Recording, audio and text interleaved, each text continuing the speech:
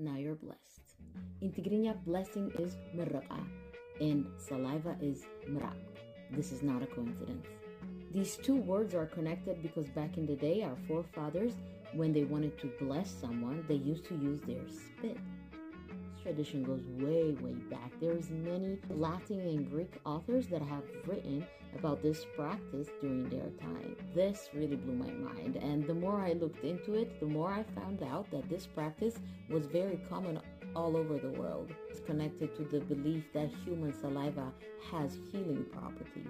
Some believe that this tradition comes from a time before Christianity, where witchcraft and superstition was very common. Others believe this tradition to be linked to religion because in the Bible, Jesus heals blind men several times using his spittle. Culture is cool.